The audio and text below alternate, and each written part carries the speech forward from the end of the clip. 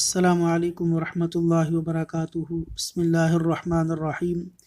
مشکل کے وقت یہ دعا پڑھیں۔ صحیح ابن حبان حدیث نمبر 974۔ کسی بھی مشکل میں مبتلا شخص یہ دعا کرے: اللہم لا سہل الا ما جعلتہ سہلا، اللہم لا سہل إلا ما جعلته سهلا وأنت تجعل الحزن إذا شئت سهلا۔ ترجمہ: اے اللہ، کوئی چیز یا کام آسان نہیں سوائے اس کے جسے تو آسان کر دے، اور تو مشکلات کو جب چاہے آسان کر دیتا ہے۔